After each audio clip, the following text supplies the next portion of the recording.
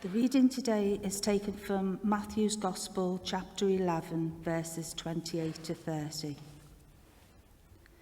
Come to me, all you who are weary and burdened, and I will give you rest. Take my yoke upon you and learn from me, for I am gentle and humble in heart, and you will find rest for your souls. For my yoke is easy and my burden is light. This is the word of the Lord.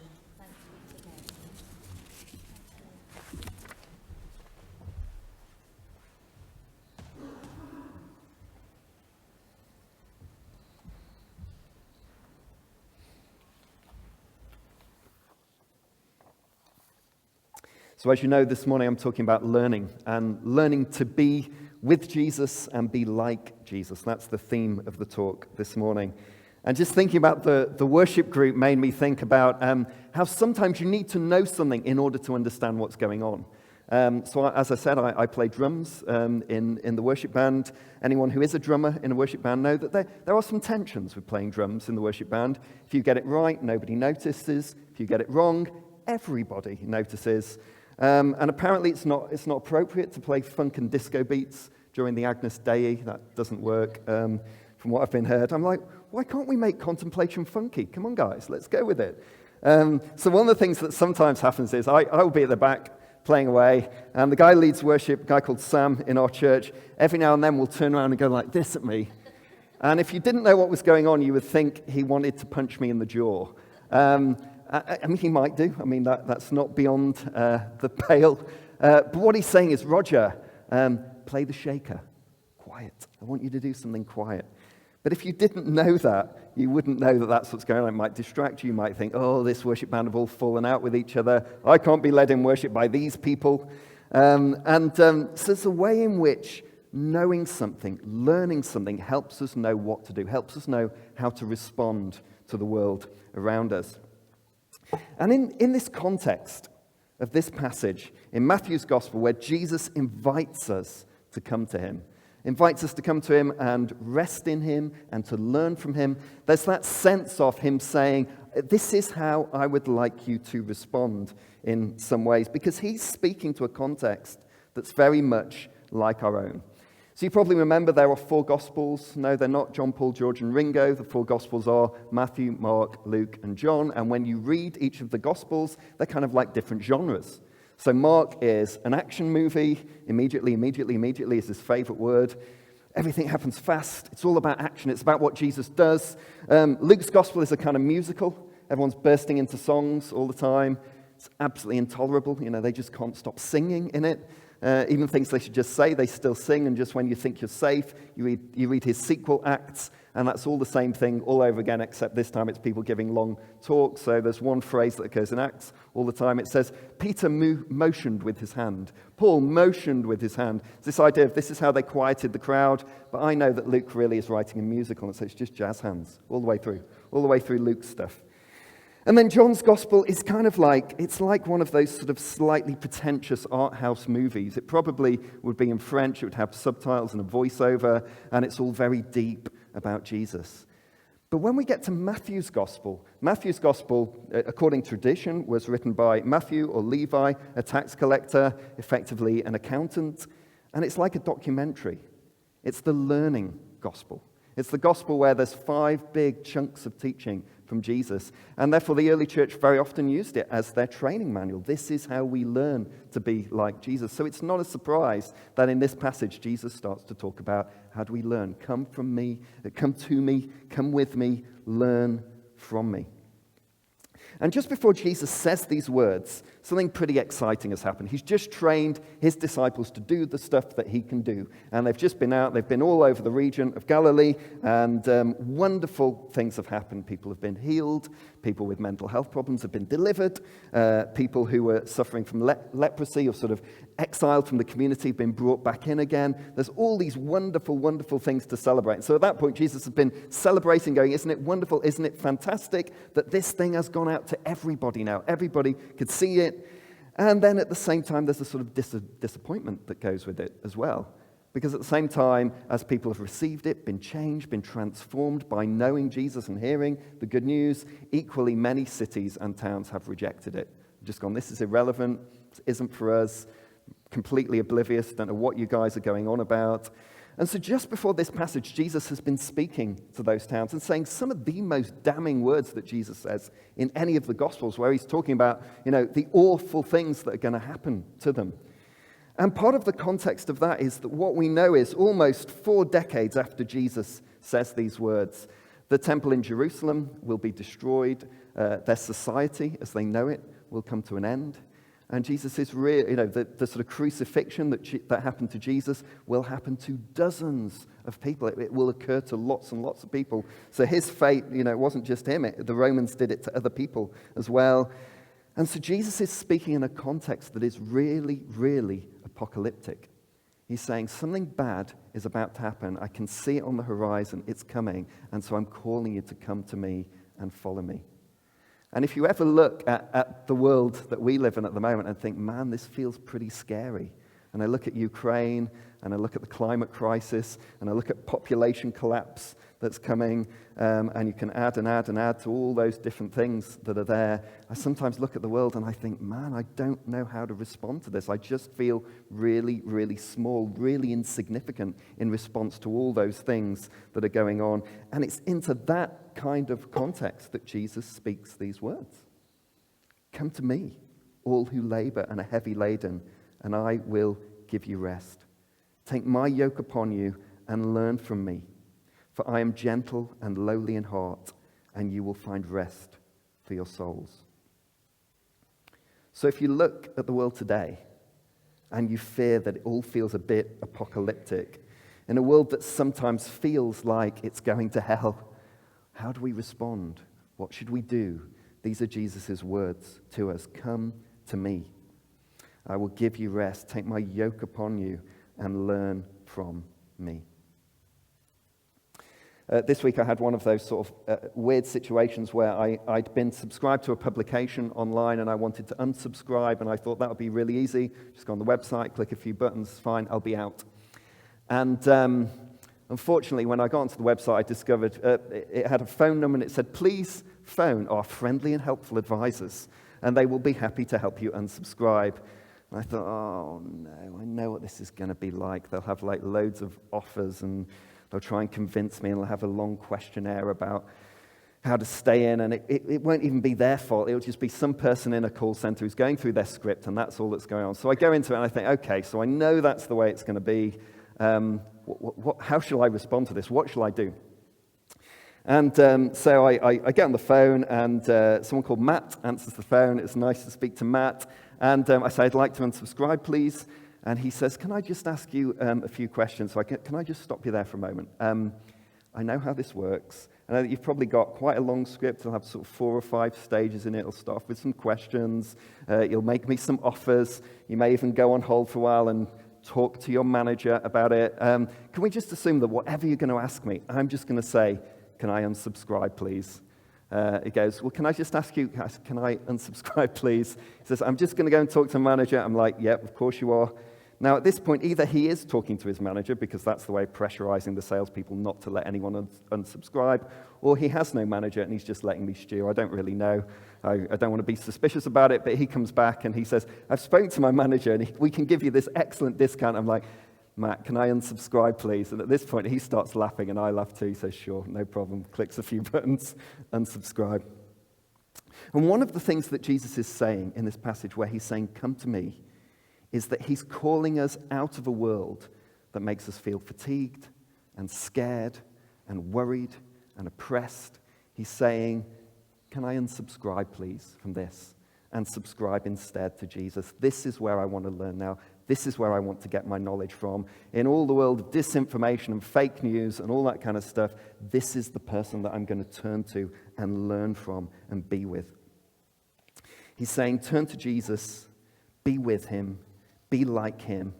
And when we look at a world that feels scary and out of control and so worrying, he's kind of saying, let's learn a completely new way of being in response to that. Let's not be part of the Twitter outrage that just goes on around it. Let's actually turn to Jesus and be with him when it's about it. So one of the biggest mistakes we can make whenever we accept that call to follow Jesus, and particularly if you're doing something like the character course, which has lots of things that you can do, is that sometimes we can make the mistake of thinking that somehow we're earning our way into God's good graces. Somehow, by doing these things, God will like me a bit more. If I don't do these things, then I'm terrible. If I do them, I'm wonderful. And that's actually not the call of Jesus. So the way in which Jesus calls us is effectively this. He says, come to me and I will accept you. The whole message of the gospel is that because of the cross, everything we've done, everything that stands between us and God has been dealt with, has been taken away. So all those things we do to try and justify our existence, well, I need to be more in control, or I need to be cleverer, or I need to be more entertaining in some way, or I need to have greater status, or I need more fame, or I need to achieve more. All those things that we do to justify our existence, Jesus speaks back to and he says, I have justified you. I don't say do these things so that you'll be okay with me. It starts with that. I've done everything you need to be okay with me. You're accepted. Accept that acceptance. Live with it. Endure it. Fill your boots with it, if you like. Sometimes when I'm praying to God, I get this sense of there isn't a single potential way in which God could love me more. It's all there. And that's great, and it's fantastic to be in the presence of God in that way. The thing that's a problem about it is it means that all the stuff that we do to impress other people doesn't really work with God. And part of the transformation that comes, one of the things that we learn with God is basically this idea that all that stuff doesn't really matter. He loves us right at the core. How do we become people who are more like him in that sense? And that's in a sense why the character course began with the word learning, was because I didn't want people to get the impression that somehow this was a whole series of things that made God like you more, because that's not the way it is. But even if you have been sorted with God, Jesus has justified your existence, there's still a sense in which we go on learning. One of the ways in which I teach counselling students at the university, so I head up all our psychotherapy and counselling courses, and I sometimes say to them, you know what the sign of maturity in a good counsellor is? It's this: you've got nothing left to prove, but a lot still to learn. And in a sense, that's kind of what the Christian life is. Jesus has accepted you. You've got nothing left to prove with God, but loads still to learn about how do I now live out those good things in the world around us. We don't earn his acceptance by what we do. We accept his acceptance and live out of that. So how do we do that? My dad is sadly no longer with us, but he was born and grew up in the Edge Hill area of Liverpool, just a few miles down the road from here. And he was around at the time when the Beatles were around in Liverpool. He went to the same art college as John Lennon, was a few years below him, and used to go to the Cavern and hear the Beatles play in the really sort of early days of the Beatles. And I remember when I was a kid, we had lots of sort of vinyl Beatles albums knocking about in the house, and we even had Sgt. Pepper on reel-to-reel that I could listen to, and sort of took it all for granted. And then as I became a teenager, I began to realize this is actually pretty cool. So I started asking my dad about it, and I said, what was it like to hear the Beatles live in the early days? And he said, well, it was just so exciting. We'd never heard anything like it. They just seemed so refreshing and creative and different, and they were doing something new. And I was like, yeah, but what was it like to hear a band that you knew were classic, that this music was going to last forever? And he said, the interesting thing is we never thought that at the time. At the time, we just thought it was disposable. And I think sometimes that's the way it is with Jesus. Have you noticed how all the least essential things in life always impose themselves upon you? Your emails, the things that people need from you, all that kind of thing. But the most essential things in life almost never impose themselves upon us. And so when Jesus says, come to me and find rest and learn from me, the word for learn he used there is the word behind which the word disciple lies. And that word effectively means we have to intentionally turn to Jesus. We have to find some space in our lives somewhere where we intentionally make space and room to meet with him and to know him.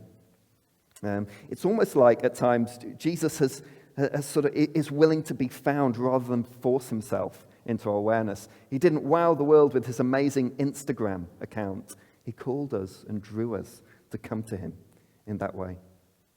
So the kind of learning Jesus describes is to learn intentionally, familiarity from him, because it's we have to turn to him. And so the way the character course is designed really is just to give you lots of chances to do that. You'll have loads yourself already. The character course just adds a few. You might have other ways in which you learn from Jesus. But one of the ways it does it is each day it just invites you to think about what happened that day. Allow your mind to float back over a day that's been challenging or been difficult or been hard to deal with, and just float back over that and ask yourself the question, where was God today? What did I learn today? Another way of thinking about it might be to say, where you meet God, do more of that.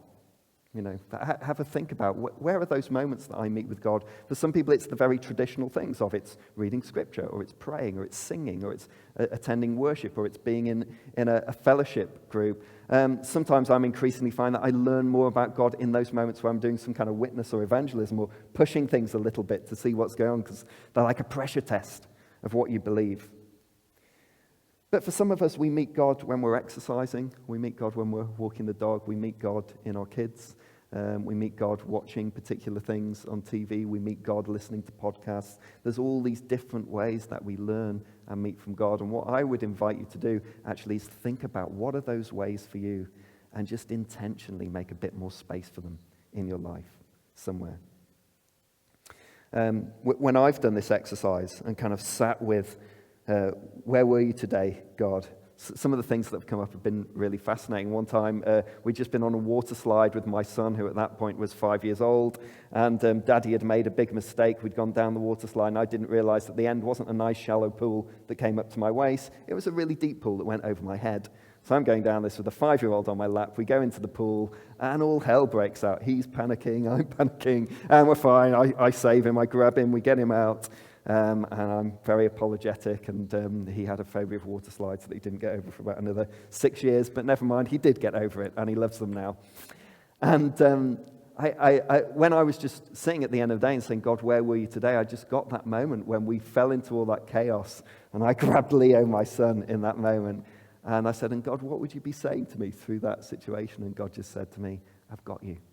I've got you. You may feel that you don't know what's going on, or that you're confused, you don't know where your life's going, if it matters in any way, but I've got you. You're with me. I've got you. Some of the ways we learn from God. So if I were to finish in terms of how we learn from God, the way I've sort of viewed it is it's almost like we have a sort of radar ping that goes off when we encounter God in some way. I look back over the course of my life, and I can see when I was 11 and when I was 13 and when I was 16, there was just this moment of, that was God. I don't know what that was. I don't know how to recapture it, but that was God, and there was God, and there was God. And begin to think about what are those moments where you've been challenged, you've been consoled, you've been comforted, you've been awakened by something of God, and try and think about how do I build on those moments. And I think the learning that Jesus takes us into ultimately is I think he'd like us to stabilize that intentional awareness of God. So it becomes part of everyday life, part of everything we do, that those moments of gazing and basking in the love of God becomes the way in not only we love him, but we love one another, and we love people who might never walk into a building like this. That's the rest, the peace, the comfort that Jesus wants to bring to us. So let me just finish with those words from Jesus, because I think in the end that's where we started and that's where we end, and in a sense we could have just read those and it would have said more than I could ever say. Come to me, all who labor and are heavy laden, and I will give you rest. Take my yoke upon you and learn from me, for I'm gentle and lowly in heart, and you will find rest for your souls. Sometimes when we come to God, we feel like we don't know what we're going to get. Sometimes God seems to be nice. Sometimes he seems to be nasty. Sometimes we have a great time. Sometimes we have a dry time. Sometimes we just get scared. We never know what we're going to get. And I think what Jesus wants us to stabilize is that God is here. His acceptance is given to you. His love is there. And the learning in life, the learning of maturity and discipleship is beginning to get that clear to ourselves. Amen.